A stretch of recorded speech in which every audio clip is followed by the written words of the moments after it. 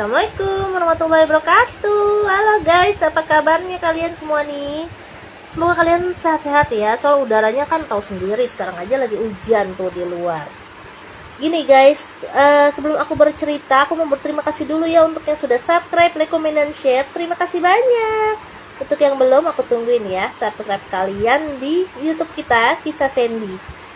Untuk yang mau kirim-kirim cerita ke kita tuh bisa banget loh guys, gampang banget, tinggal kirim aja ke email kita citranuansa9@gmail.com. Oke guys, aku tuh hari ini mau cerita yang aku juga baru tahu gitu. Ada pesugihan yang namanya pesugihan Mamparu Umur. Mamparu Umur apa Mamparu Umur gitu ya. Jadi intinya nih pesugihan yang menjual umurnya dia sendiri. Kisah ini tuh ceritakan oleh Mbak Mbak Melia atau kita panggil aja Mbak Lia. Nah, Mbak Lia ini sendiri juga nggak tahu kalau ayahnya sendiri sudah melakukan pesugihan ini. Jadi ini terjadi ketika Mbak Lia itu keuangannya drop banget. Waktu itu Mbak Lia itu SMA, kakaknya dia juga mau menuju kuliah, tapi waktu itu karena ayahnya itu dagang tapi drop ya waktu zaman corona kemarin katanya. Jadi ayahnya memutuskan tuh kakaknya tuh nggak kuliah gitu, membantu aja untuk kerja. Begitu juga Mbak Lia gitu kan. Mbak Lia waktu itu kan dia sekolahnya bagus katanya, sekolah internasional, kemudian dia harus sekolah di negeri guys karena ayahnya juga kekurangan biaya gitulah intinya.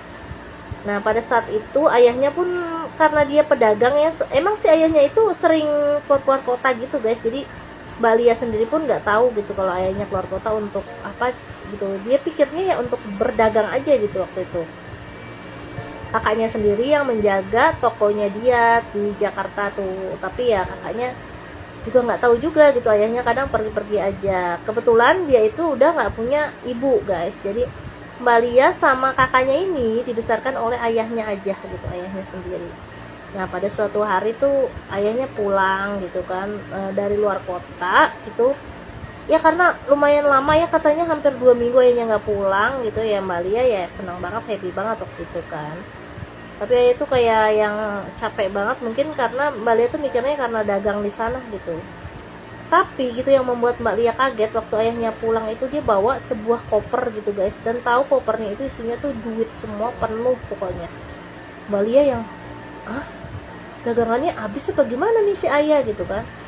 Kata ayahnya sih bilangnya laku banget di sana gitu kan. Akhirnya oke lah, Mbak Lia percaya. Nah semenjak ayahnya itu pulang dari luar kota itu, dia tuh merasa gitu, jangankan dagangan yang di luar kota gitu, yang di Jakarta pun rame banget gitu guys. Padahal di Jakarta juga tadinya sepi gitu kan karena zaman corona saat itu, tapi ya gitu rame banget katanya Mbak Lia. Pokoknya naik lagi lah keuangan mereka pada saat itu. Kakaknya dia pun akhirnya kuliah tuh guys. Gitu juga sama Mbak Lia pun disuruh untuk meneruskan kuliah gitu waktu itu. Nah berselang berapa 3 tahun 2 tahun gitu kata Mbak Lia, ayahnya tuh mulai sakit-sakitan guys. Terus udah gitu ayahnya juga ini sakit-sakitan dan sering ngigo yang aneh-aneh. Contohnya ya bilangnya sering diajak sama seseorang yang badannya besar gitu, berkuku panjang gitu. Nah Mbak Lia sendiri pun ngerasa ayahnya kok aneh gitu ya. Tapi ya dia nggak mikir apa-apa waktu itu kan, nggak mikir sejauh yang dipikirkan orang-orang lah ya. Dia tuh mikirnya udah ayah sakit, sering dibawa ke dokter berapa kali gitu waktu itu. Tapi ya penyakitnya kata dokter nggak ada gitu, sehat-sehat aja pada dasarnya. Mbak Lia mikirnya waktu itu ayahnya kena santet karena kan di sana di tempat dia dagang tuh banyak juga saingannya dan dagangannya sama waktu itu. Tapi ya Mbak Lia nggak berusaha untuk gitu juga, maksudnya ya udahlah biarin lah, mungkin ayah juga istilahnya nggak mikir ke situ. Ayahnya sendiri pun ya gitu masih ngigo-ngigo, teriak-teriakan gitu. Terus udahlah ya, setahun tuh ayahnya sakit, tapi tetap aja gitu loh. Yang jadi anehnya tuh semakin ayahnya sakit semakin tuh ya dagangan dia tuh semakin laku guys. Jadi pada saat itu pendapatannya tuh semakin wah banget. Nah tokonya itu yang pegang kan kakaknya Mbak Lia. Jadi kakaknya Mbak Lia tuh pegang semua tokonya, dia tuh ada 4 katanya. Di Jakarta juga ada beberapa, di luar kota pun ada gitu. Tuh dia pegang semua ya. Di situ juga dia punya anak buah juga kan, jadi kakaknya Mbak Lia tuh yang keliling-keliling gantiin ayahnya gitu waktu itu, karena kan kakaknya juga udah kuliah, udah selesai gitulah istilahnya, dia yang tugasnya untuk kayak gitu kali ya. Sedangkan Mbak Lia sendiri tuh lagi masih kuliah gitu. Mbak Lia juga perempuan, jadi yang ngurus ayahnya lah di rumah gitu kan, walaupun ada beberapa ART di rumah, tetap aja Mbak Lia yang harus turun tangan ngurusin ayahnya sendiri gitu.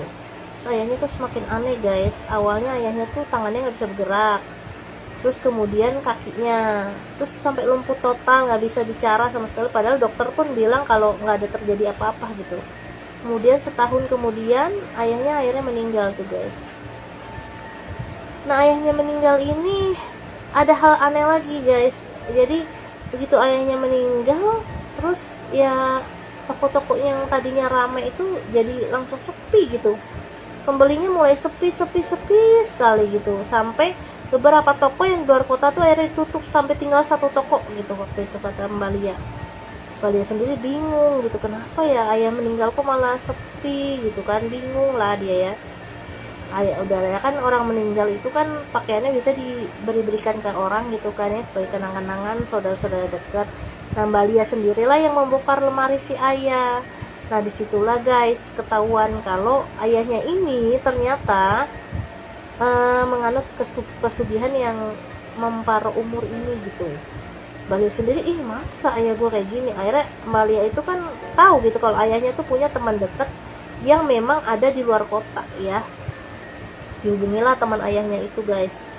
Nah sebut aja namanya Pak Gatot ya. Nah Pak Gatot itu bilang, dihubungi nih di telepon gitu, aduh kita mendingan ketemu langsung aja deh gitu ya, kata Pak Gatot sama si Lia ini. Mbak Lia pun yang ngikutin lah gitu, ada apaan sih gitu. Pergilah Mbak Lia ini keluar kota gitu sama abangnya menuju rumah Pak Gatot ya, kita nggak sebut wilayahnya lah ya.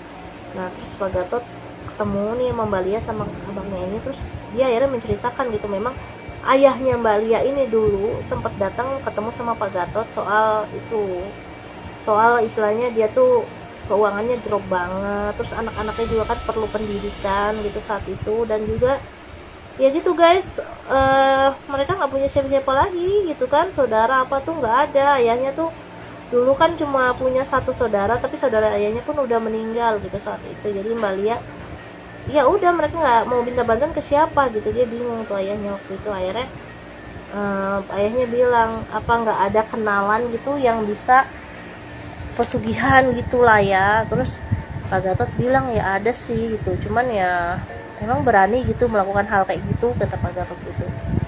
Ayahnya bilang kalau dia tuh akan melakukan apa aja gitu buat anak-anaknya, biar anak-anaknya itu bisa sekolah gitulah istilahnya, menjadi orang yang lebih berhasil daripada dia gitu. Dia rela gitu ngelakuin itu semua. Ya Allah sedih ya ayahnya sampai melakukan hal itu gitu.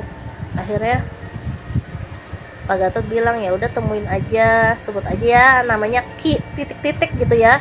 Si Ki inilah yang nanti akan membantu gitu untuk ayahnya melakukan pesugihan itu. Akhirnya ayahnya ikutlah menuju ke sana, karena Pak Gatot sendiri nggak mau nganter. Pak Gatot pun takut gitu kan. Akhirnya dia jalan sendiri ke sana katanya menuju Ki itu, dan betul gitu dia melakukan pesugihan jual umur, atau ya kalau di orang Sunda sebut memparuh umur ya, memparuh umur katanya sih, kata Mbak Lia-nya sendiri yang ngomong ke aku gitu guys. Ya kita ambil pelajarannya ya, jadi orang tua tuh mungkin akan melakukan apa aja gitu ya, walaupun harus menjual umurnya dia gitu. Jadi pesugihan ini memang menjual umurnya dia separuh gitu. Contohnya ya misalnya dia diambil 2 tahun gitu umurnya, nanti ya udah pas itu udah pas sebelumnya itu nanti uangnya ya datang terus, tapi begitu dia sudah meninggal ya uangnya udah nggak ada gitu. Ya ampun, iya masih ada ya pesugihan-pesugihan yang aneh ini, banyak ternyata ya pesugihan-pesugihan seperti ini. Oke, makasih banyak ya guys sudah dengerin cerita dari saya.